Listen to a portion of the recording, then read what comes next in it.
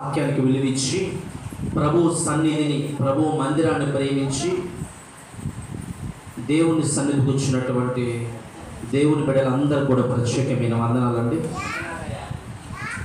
ఇన్ని దినాలు కాచి కాపాడినందుకు, గడిచిన పునరుద్ధాన దినం నుండి ఈ పునరుద్ధాన దినం వరకు మన తోడుగా ఉండి మనల్ని సజీవుల లెక్కలో ఉంచి దేవుని సన్నిధికి తీసుకొచ్చినందుకు ఒకసారి రెండు చేతులు పైకెత్తి దేవునికి స్తోత్రాలు చెల్లిద్దాం. హల్లెలూయా, హల్లెలూయా. సంతోషం ప్రియ దేవుని బిడ్డలారా. ప్రతి వారం కూడా దేవుడు ఒక్కొక్క వాగ్దానము ద్వారా, ఒక్కొక్క వాక్యము ద్వారా మనతో మాట్లాడుతూ వస్తున్నాడండి. ఈ నూతన సంవత్సరంలో అనేక రకాలుగా ప్రభువు వారు మనల్ని సరిచేస్తూ మనతో మాట్లాడుతూ వస్తున్నాడు.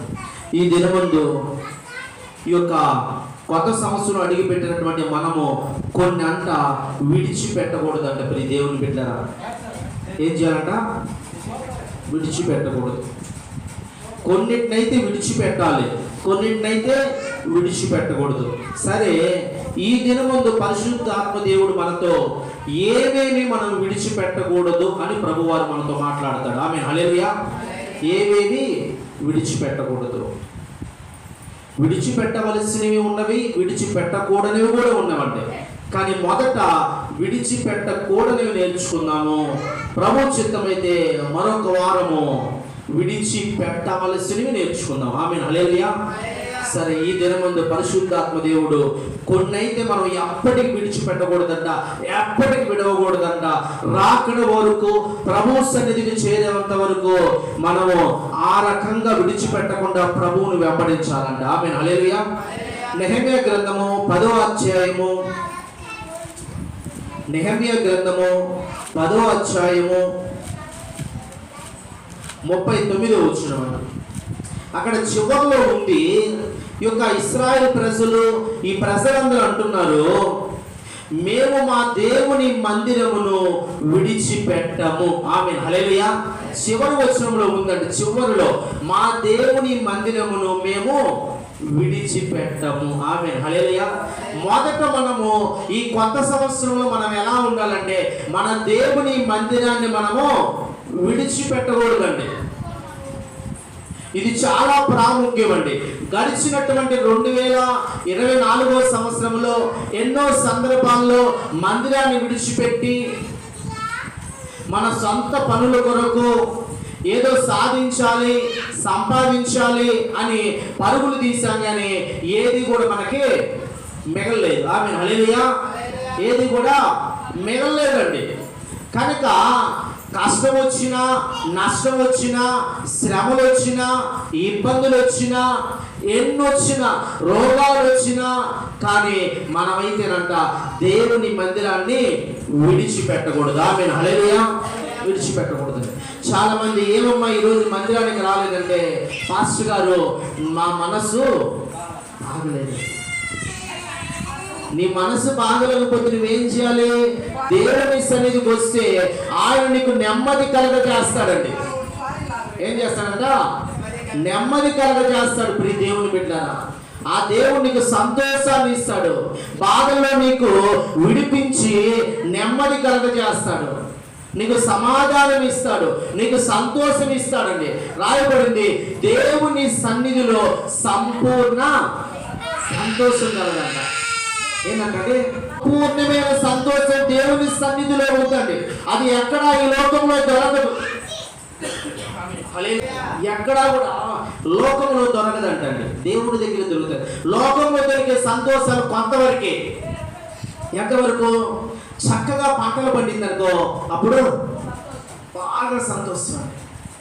మళ్ళీ వెంటనే ఏదో బాధ వచ్చిందనుకో, వెంటనే దుఃఖం. అంతేనా? కానీ దేవుని సన్నిధిలో అలా కాదంట. పరిపూర్ణమైన సంతోషము దేవుని మందిరములోనే మనకు దొరుకుతుందంట. ఆమేన్, హల్లెలూయా. కనుక ఈ యొక్క 2025 సంవత్సరంలో అంట ప్రభు సన్నిధి మనము విడిచిపెట్టకూడదంట. దేవుని మందిరాన్ని మనము విడిచిపెట్టకూడదంట. అపోస్తలుల కార్యములు 2వ అధ్యాయము 46వ వచనములో అక్కడ పేతురు యొక్క వాక్యాన్ని విని 3,000 మంది రక్షణ పొందారండి. వారందరంట దేవుని మందిరంలో తప్పక కూడుకుంటున్నారంట. చదవండి.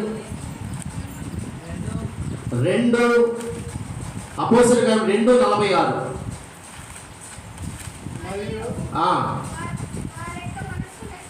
మరియు వారు ఏక మనస్కులై ప్రతి దినము దేవుని మందిరములో తప్పక, దేవాలయములో తప్పక కూడుకొనుచు, ఇంటింట రొట్టె విరుచుచు, దేవుణ్ణి స్తుతించుచు, ప్రజలందరి వలన దయ పొందిన వారిగా ఉన్నారంట. ఆమేన్, హల్లెలూయా. చూసారా, ప్రతి దినము కూడా అంట దేవాలయంలో కూడుకుంటున్నారంట, దేవుని స్తుతిస్తున్నారంట, దేవుని ఆరాధిస్తున్నారంట.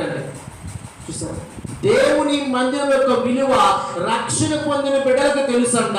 వారైతే దేవుని మందిరాన్ని విడవరు. ఆమేన్, హల్లెలూయా. వారు విడవరండి దేవుని మందిరాన్ని. ఎప్పుడు దేవుని మందిరంలోనే ఉంటారు, ఆయన వైపే చూస్తూ ఉంటారు.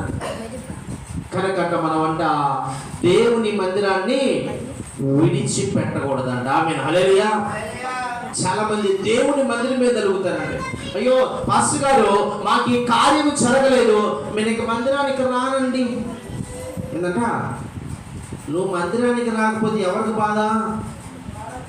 నీకే బాధ. నీకు కార్యము జరుగుతాది, కార్యాలు చేసి దేవుని దగ్గర నిలబడాలి. నీవు నిరీక్షణ కలిగి ఆయన సన్నిధిలో మోకరించాలి. ఎందుకు నా జీవితంలో ఈ కార్యం జరగలేదు, ఎక్కడుంది పొరపాటు అని దేవుని సన్నిధిలోకి వచ్చి, ఎందుకయ్యా నాకు జరగలేదు, ఇంకా సమయం ఉందా, లేకపోతే నేను సరి చేసుకోవాల్సింది ఏదైనా ఉన్నదా అని చెప్పి దేవుని దగ్గరికి వచ్చి వెతికి ప్రార్థన చేయాలి. ఆమేన్, హల్లెలూయా.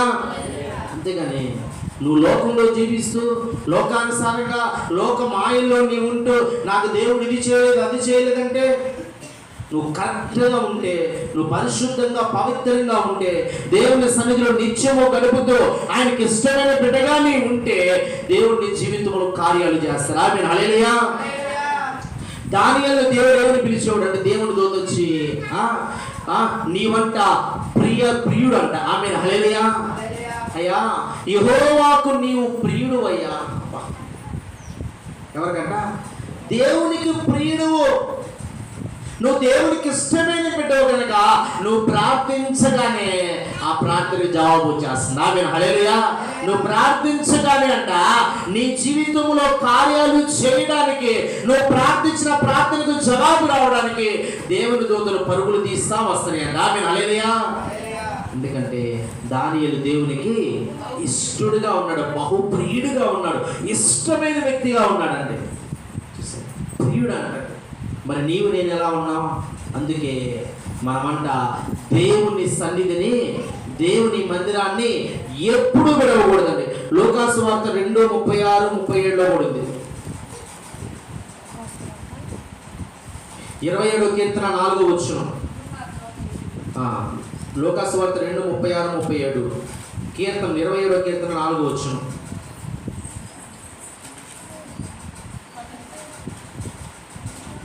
స్పీడ్గా ఉండాలి. ఎవరు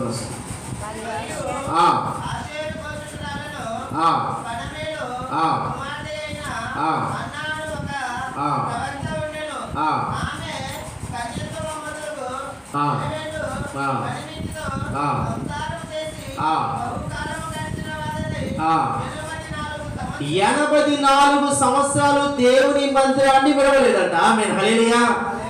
ఎన్ని సంవత్సరాలు అయింది మనం దేవుని మందిరానికి వచ్చి? ఎన్ని సంవత్సరాలు అయింది రక్షణ పొంది? ఎన్ని సంవత్సరాలు అయిందంటే ఉండగలవా అంతవరకు? 84 సంవత్సరాలంట దేవుని సన్నిధిని విడవలేదంట. మరి నీవు నేను ఎన్ని సంవత్సరాలు అయింది? ఒక వారం వస్తే రెండో వారం రావండి. ఇంకొంతది పండగ క్రైస్తవులు, కొంతమంది పల్లారాధన క్రైస్తవులు, అంతేనా? కొంతమంది ప్రత్యేక ప్రార్థనల క్రైస్తవులు. ఆమేన్, హల్లెలూయా. అంటే వారం మందిరానికి రారండి. కానీ మనమైతేనంట ఎప్పుడు దేవుని మందిరాన్ని విడిచిపెట్టకూడదండి. దేవుని మందిరానికి వెళ్ళాలి, దేవుని సన్నిధిలో గడపాలి, ప్రార్థించాలి. ఇక ఇక్కడ అంట ఆసేరు గోత్రమైనటువంటి అన్న అంట 84 సంవత్సరాలు కూడా దేవుని సన్నిధిని విడవలేదు. చూసారు, నీవు కూడా ఆమెలాగా మనం ఉండాలండి. ఎప్పుడు కష్టమా బాధ ఏ వచ్చినా పర్వాలేదు, ఆయన మందిరానికి వచ్చి ఆయన సన్నిధిలో వేడుకోవాలి. ఆయన సన్నిధిలో ప్రార్థన ద్వారా పోరాడి యాకోబు వలె అన్ని పొందుకోవాలంట. ఆమేన్, హల్లెలూయా. ఆయన దగ్గరే ఉండే అన్ని లోకం వైపు చూస్తే ఏమి పొందుకోలేము. ప్రియ దేవుని బిడ్డలారా, కీర్తన 27:4 కూడా ఉంది కదండి. 27 కీర్తన 4వ వచనంలో ఉంది, యెహోవా యొక్క నేను ఒక్క వరము అడిగి తిని దానిని నేను వెదుగుచున్నాను. యెహోవా ప్రసన్నతను చూచుటకును ఆయన ఆలయములో ధ్యానించుటకును నా జీవిత కాలం అంతయు నేను యెహోవా మందిరములో నివసింపగోరుచున్నాను. ఆమేన్, హల్లెలూయా. ఆయన ప్రసన్నతను చూడటానికంట యెహోవా మందిరంలో నా జీవిత కాలం అంతయు కూడా నివసింపగోరుచున్నాను. ఆమేన్, హల్లెలూయా. చూసారా, మనం ఉంటున్నామా? చూసాడు కీర్తనకారుడు ఎంత బాగా చెప్తున్నాడు. నా దేవుడికి వరం అడిగానయ్యా, దాన్ని నేను పొందుకుంటున్నాను. ఆయన నాకు ఇచ్చాడు కనుక ఆయన సన్నిధిలో జీవిత కాలం అంతయు నివాసం చేస్తాను. ఆయన సన్నిధిలోనే నేను ఉంటాను. ఎప్పుడు నేను ఆయన మందిరములో గడుపుతాను, నేను ప్రార్థనలో ఉంటాను, ఆయన ఆరాధిస్తాను, ఆయన స్తుతిస్తాను, ఆయన సన్నిధిలో నిత్యము కూడా ప్రార్థించే బిడ్డగా ఉంటానని చెప్పి కీర్తనకారుడు అంటున్నాడు. ఆమేన్, హల్లెలూయా. కనుక ఆయన సన్నిధిలో ఆయన ప్రసన్నతను వెతకడానికి, ఆయన మహిమపరచడానికి, నిత్యము ఆయన చేసిన మేలును బట్టి ఆయనకు కృతజ్ఞతాస్తుతులు చెల్లించడానికి దేవుని మందిరములో గడుపుతూ ఉండాలంట. ఎప్పటి వరకంటే జీవితకాలం అంతయు. ఆమేన్, హల్లెలూయా. అన్నా ప్రవక్తిన వలె, కీర్తనాకారుడు వలె జీవితకాలం అంతయు కూడా దేవుని మందిరాన్ని మనము విడిచి పెట్టకూడదంట. ఆమేన్, హల్లెలూయా. దేవుని మందిరాన్ని విడవకూడదు. లేవికాండము 6:12 ఉన్నది, బలిపీఠం దగ్గర అగ్ని నిత్యము కూడా మండుతూ ఉండాలంట. ఆమేన్, హల్లెలూయా. దేవుని సన్నిధిలో నీవంట ప్రార్థన అగ్ని మండుతూ ఉండాలంట. నువ్వు దేవుని సన్నిధికి వస్తూ ఉండాలి. వీలు కుదిరినప్పుడంతా వచ్చి ఈ బలిపీఠం దగ్గర ప్రార్థన అగ్ని మండాలంట. ఆమేన్, హల్లెలూయా. ఇక్కడికి వచ్చి ప్రార్థన చేయాలి. ప్రభువా నా అవసరత తీర్చాలని చెప్పి నీ ప్రార్థన ఈ బలిపీఠం దగ్గర కనబడుతూ ఉండాలి. అది అగ్ని వలె మండుతూ ఉండాలి. ఆ ప్రార్థన దేవుని సన్నిధికి చేర్చబడాలి. ఆమేన్, హల్లెలూయా. దేవుని మందిరములో నువ్వు చేసే ప్రార్థన దేవుని సన్నిధికి చేరుతుంది. అది ధూప ద్రవ్యములతో కలిసి ఆయన సన్నిధికి చేరి జవాబుతో తిరిగి వస్తుందంట. ఆమేన్, హల్లెలూయా. కనుక దేవుని మందిరములో అంట ఈ బలిపీఠం దగ్గర ప్రార్థన అగ్ని, కృతజ్ఞతాస్తుతులు అగ్ని మండుతూ ఉండాలంట. ఆమేన్, హల్లెలూయా. అగ్ని ఆరిపోకూడదంట. ఆమేన్, హల్లెలూయా. కనుక ఈ నూతన సంవత్సరంలో నీవు అనుకోవాలి, ప్రభువా నీ మందిరాన్ని నేను ఎప్పుడు కూడా విడిచిపెట్టనయ్యా అని చెప్పి దేవుని సన్నిధిలో మనం కొత్త సంవత్సరంలో అనుకోవాలయ్యా. ఏదొచ్చినా కూడా నేనైతే నీ మందిరాన్ని విడిచిపెట్టను, నీ పాదాలు విడిచిపెట్టను, నీ సన్నిధిని విడవకుండా నిత్యము కూడా నా జీవితకాలం అంతయు కూడా నీ సన్నిధిలో గడుపుతాను ప్రభు అని దేవునితో మనం ప్రార్థన చేసుకోవాలి. ఆమేన్, హల్లెలూయా. రెండో మాట గమనించినట్లయితే యోబు గ్రంథము 2వ అధ్యాయము 9-10 వచనాలు. యోబు గ్రంథము 2వ అధ్యాయము 9-10 వచనాలు.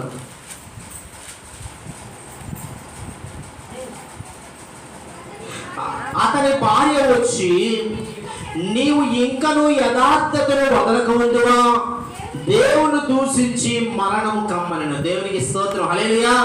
గమనించాలండి, ఏమంటే తెలుసా, యథార్థత వదలకూడదంట. రెండోది ఏం వదలకూడదండి?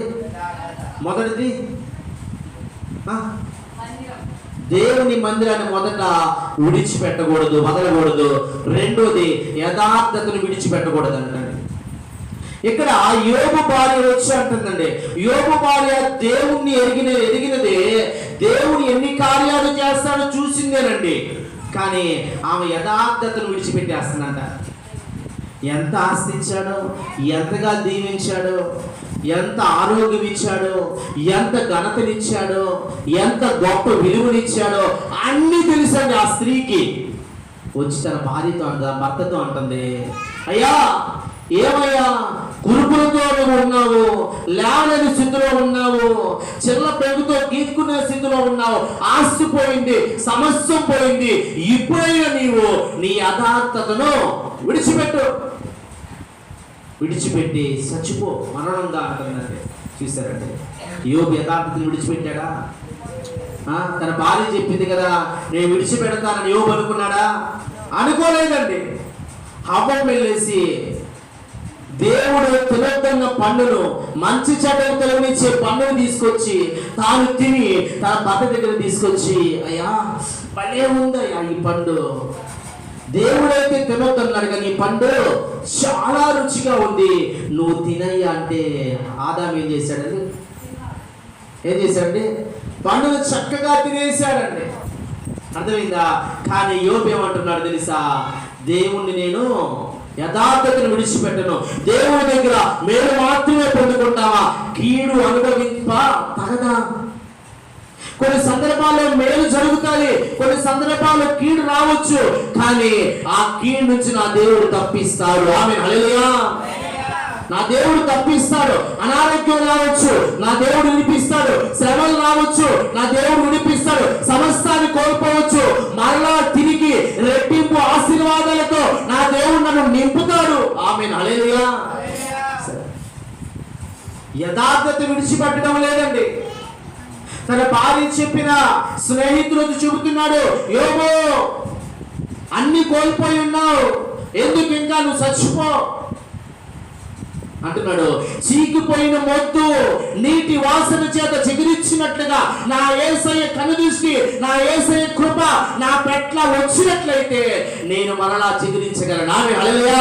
నేను పడిపోయిన స్థితిలో నుంచి మరలా పైకి లేవగలను అంటున్నాడు. ఆమేన్, హల్లెలూయా. గమనించాడు యోబు విశ్వాసం. నేను పడిపోయిన స్థితి నుంచి మరలా లేస్తాను, కోల్పోయిందంతా మరలా పొందుకుంటాను. ఒక్కసారి నా యేసయ్య కనుదృష్టి నా వైపు ఉంటే, నా యేసయ్య ఒక్కసారి నా వైపు చూస్తే నా బ్రతుకు మారిపోతుంది. ఆమేన్, హల్లెలూయా. చూసారండి, ఎంతమంది చెప్పినా, స్నేహితులు చెప్పినా, భార్య చెప్పినా, ఎవరు చెప్పినా యథార్థతను విడిచిపెట్టలేదండి. ఆమేన్, హల్లెలూయా. నేనేమవుతావు తెలుసా? ఎందుకమ్మా ఇలా చేశామంటే, వీళ్ళు ఇలా చెప్పారు పాస్టర్ గారు, అందుకే నేను దారి తప్పి. నేనైతే మంచిదాన్ని, యేసయ్య అంటే గొప్ప దేవుడు నాకు తెలుసండి, ఆయన గొప్పవాడండి. ఈ పక్కన ఉండే వాళ్ళు వీళ్ళే నాకు చెప్తే నేను అటు వెళ్ళానండి, అక్కడికి వెళ్ళానండి, ఆ మాటలు విన్నానండి, ఈ మాటలు విన్నానండి. మన యథార్థత ఎక్కడా? మన భక్తి జీవితం ఎక్కడా? నీ భక్తి నీ యథార్థ ప్రవర్తనకు ఆధారం కాదా? అంతే కదా. నువ్వు యథార్థంగా ఉన్నావు, నీ నిరీక్షణకు ఆధారం కాదా? మన భక్తే మనం కాపాడుతుందని. నువ్వు భక్తి విడవకూడదు, భక్తి జీవితాన్ని విడవకూడదు. ఎంతమంది చెప్పినా యథార్థంగా యేసయ్యని నమ్ముకోవాలి, కానీ వేరొక మార్గంలో నీవు వెళ్ళకూడదండి. యథార్థంగా ఉండాలి. ప్రియ దేవుని బిడ్డలారా, శద్రక్ మెషక్ అబేద్నెగోలు యథార్థతను విడిచిపెట్టానా? లేదండి. అందరు చెప్పిన విడిచిపెట్టలా. రాజు కూడా చెప్తాడు, ఇప్పటికైనా ఒప్పుకో. లేదు, జీవం కలిగిన దేవుణ్ణి మేము నమ్ముకుంటాము. అగ్నిలో వేసినా అంతే, పర్వాలా.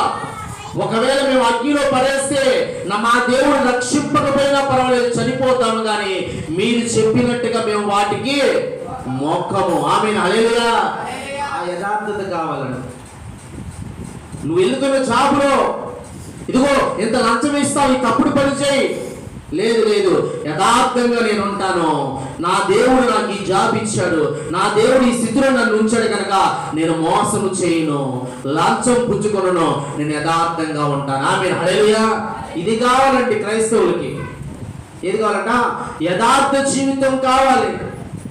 క్రైస్తవులుగా పిలువబడుతూ ఉంటాము, యథార్థతను విడిచిపెట్టి మోసాలు చేస్తూ లంచాలు తీసుకుంటూ దేవునికి వ్యతిరేకంగా ఉంటే ఒకానొక దినమున నీవే రోడ్డును పడే స్థితి వస్తుందండి.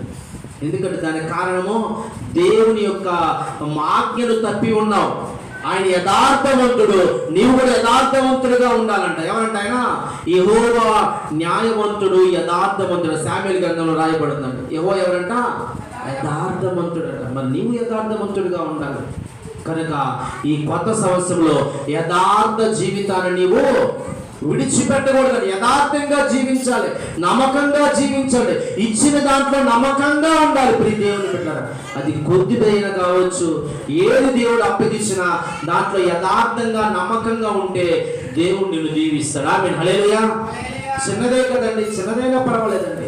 దావీదు ఏది అప్పగించినా యథార్థంగా ఉన్నాడంట. సౌలు దావీదుని చూసి భయపడుతున్నాడంట.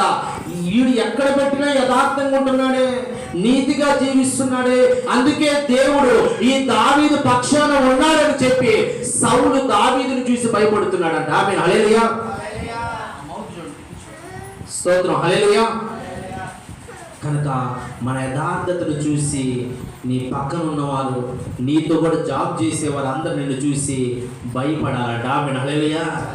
ఎంత నమ్మకస్తుడు, ఎంత యథార్థవంతుడని చెప్పి నిన్ను చూసి భయపడాలి. ప్రియ దేవుని బిడ్డలారా, మిషనరీస్ ఇక్కడికి వచ్చి యథార్థంగా పనిచేశారండి. వాళ్ళు ఏమి దాచుకోలేదు. ప్రియ దేవుని బిడ్డలారా, సూలూరుపేట, నెల్లూరు, ఇంకా తిరుపతి చాలా ప్రాంతాల మిషనరీస్ వచ్చారు. వాళ్ళు ఎకరాలు ఎకరాలు సంపాదించి దేవుని కొరకు వెళ్ళిపోయారండి. కానీ ఏం జరుగుతుంది తెలుసా? ఇప్పుడున్న వారంతా ఆ సంపాదించినంతా తరిగించుకుంటూ వస్తున్నారు. ఆమేన్, హల్లెలూయా. భక్తుల యథార్థత లేదండి, దేవుని కొరకు నిలబడే వాళ్ళు లేరు. ఆమేన్, హల్లెలూయా. రెండోదంట, యథార్థ జీవితాన్ని, యథార్థతను మనము విడిచిపెట్టకూడదు అంటాడు. మూడో చదువుకుందాం ప్రియ దేవుని బిడ్డలారా. యోబు గ్రంథం 27:6. యోబు గ్రంథము 27:6. నా నీతిని విడవక గట్టిగా పట్టుకొనును, నా ప్రవర్తన అంతటి విషయములో నన్ను నిందింపరాదు. దేవునికి స్తోత్రం, హల్లెలూయా. నా ఇక మూడోది ఏంటంటే, నీతి గల ప్రవర్తన విడవకూడదు అంటాడు. ఏం విడవకూడదంట? నీతి గల ప్రవర్తన ఎప్పటికీ విడవకూడదంటే ఇక్కడ అంటున్నాడు యోబు, నా నీతిని విడవక గట్టిగా పట్టుకుంటానయ్యా. అబ్రహాము అంటున్నాడు, అబ్రహాము దేవుణ్ణి నమ్మెను, అది ఆయనకు నీతిగా ఎంచబడింది అంటాడు. సంపూర్ణంగా నమ్మాడు అబ్రహాము. ఏ విషయంలో కూడా తను దేవుడి మాటను త్రోసివేయలేదండి. క్రియలతో కూడిన విశ్వాసాన్ని అబ్రహాము చూపించాడండి. మనం మాటలు చెప్తాం, యేసయ్య గొప్పవాడండి, ఆయన గొప్ప దేవుడండి, ఎన్నో చేశాడండి, కానీ క్రియలతో కూడింది మనకి కనిపించదు. ఇది చెయ్యమ్మా అంటే అక్కడ కనిపించదండి. అని మనం పడిపోతా ఉంటాం. క్రియలు లేదు, విశ్వాసం ఉంది కానీ క్రియలు లేదంటండి. క్రియ కూడా చూపించాలండి. ఎందుకు మిషనరీస్ చాలా మంది వచ్చి ఈ లోకాన్ని ఈ యొక్క ఇండియా కావచ్చు, అనేక దేశాలకు వచ్చి వారు క్రియలు చూపించారు, నీతి ప్రవర్తన. వారు దేవుని వాక్యాన్ని బోధించారు, కష్టాల్లో ఉన్న వారికి సహాయం చేశారు, పేదవాళ్ళకి సహాయం చేశారు, ఉచిత హాస్పిటల్ కావచ్చు, ఉచిత యొక్క స్కూల్స్ కావచ్చు, వాళ్ళ దగ్గర ఆశ్రయాలు కావచ్చు, ఆశ్రమాలు కావచ్చు, ఇవన్నీ కూడా వాళ్ళ దగ్గర ప్రవేశపెట్టింది. ఆమేన్, హల్లెలూయా. క్రియలతో కూడినటువంటి నీతి వాళ్ళు కలిగి ఉండాలండి. క్రియలతో కూడిన విశ్వాసం, ఆ విశ్వాసం మనకు కావాలండి. నీతి గల ప్రవర్తనను నేను విడిచిపెట్టనయ్యా, గట్టిగా పట్టుకుంటా. నా ప్రవర్తన అంతటిలో నా హృదయం నన్ను నిందింపదు. ఆమేన్, హల్లెలూయా. నీతిని తప్పిపోను, నేను విశ్వాసాన్ని విడవను. నా నీతిని గట్టిగా, నేనేదైతే నమ్ముకున్నానో ఆ నీతిని గట్టిగా నేను పట్టుకుంటాను అంటున్నాడు. ఆమేన్, హల్లెలూయా. నీతిగా ప్రవర్తనను ఎప్పుడు విడిచిపెట్టకూడదండి. దావీదు విడిచిపెట్టలేదండి.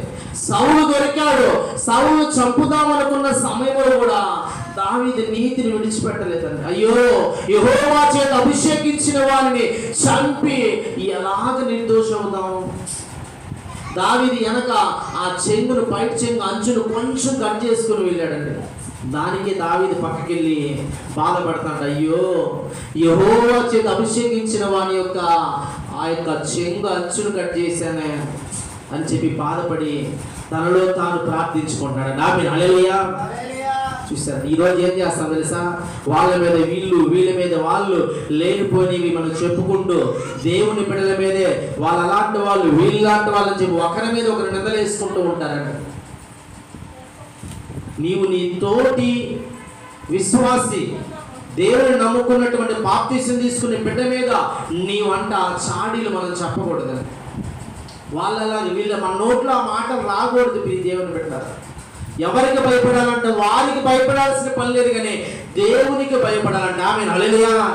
నేను ఊరికనే నిందిస్తున్నాను కదా, నా దేవుడు నన్ను చూస్తున్నాడు. ఆమేన్, హల్లెలూయా అని చెప్పి దేవునికి భయపడాలి. నీతి గల ప్రవర్తనను విడిచిపెట్టకూడదు, నీతిగా జీవించాలి.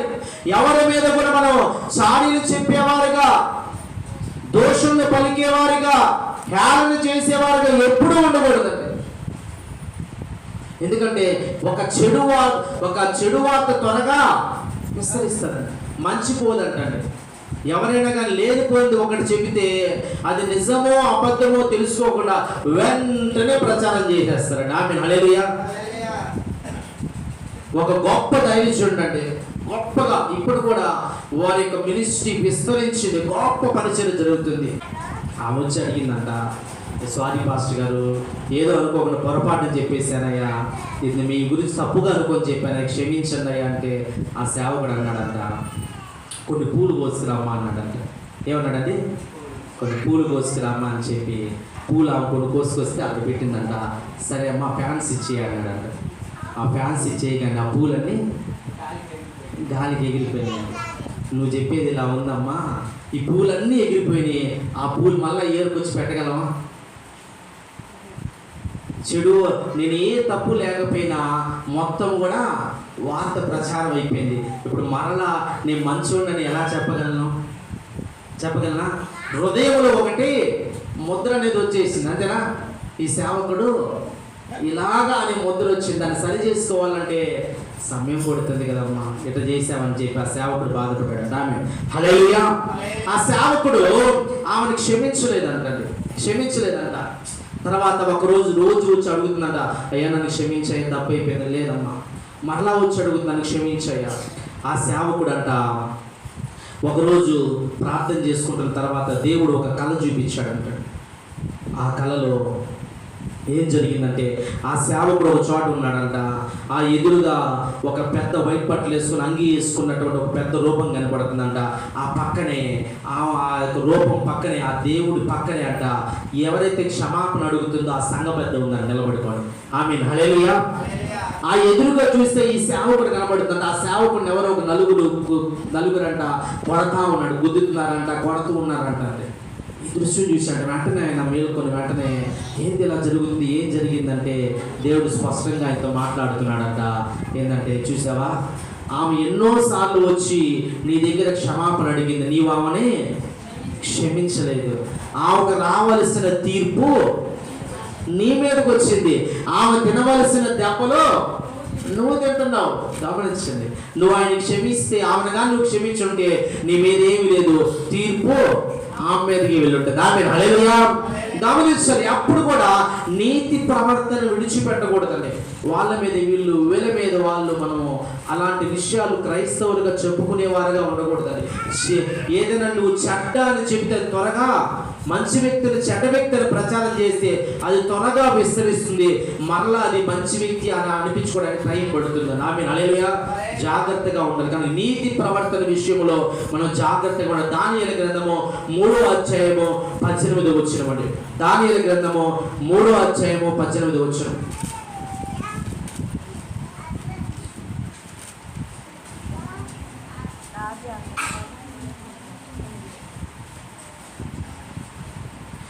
దానియేలు గ్రంథము 3వ అధ్యాయము 18వ వచనం.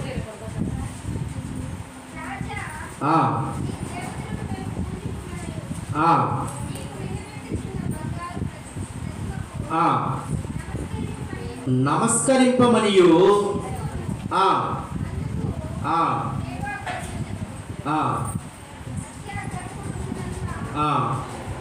వేడివి దేవునికి స్తోత్రం, హల్లెలూయా. వీళ్ళు అంటున్న మాట నీతి ప్రవర్తన విడిచిపెట్టలేదండి. ఆహారం తీసుకొచ్చారు. ఈ ఆహారము తినాలంటే వాళ్ళు ఏమన్నారంటే, అయ్యా మేము కాయగూరల ఆహారమే తింటాము, మమ్మల్ని పరీక్షించండి అని చెప్పారు. ఆమేన్, హల్లెలూయా. ఈ అపవిత్రమైన భోజనాన్ని మేము తినము అని చెప్పి నిలబడ్డారు. వారి ముఖముల కంటే వీళ్ళ ముఖములు ప్రకాశవంతంగా కనిపించినాయి అంటండి. మరలా ఇక్కడ ఇదిగో మేము పెట్టినటువంటి ఈ బొమ్మకు నమస్కారం చేయాలంటే మేము చేయమండి. ఒకవేళ మమ్మల్ని అగ్నిలో పడేసినా కూడా మేము సిద్ధంగా ఉన్నాం, అగ్నిలోకి వెళ్ళడానికి సిద్ధంగా ఉన్నాం, కానీ మేమైతే నువ్వు చెప్పిన పని మేము చెయ్యము. ఈ మాట అన్నప్పుడు అంట నెబుకద్నెజరుకి అత్యాగ్రహం, కోపం వచ్చేసిందంట.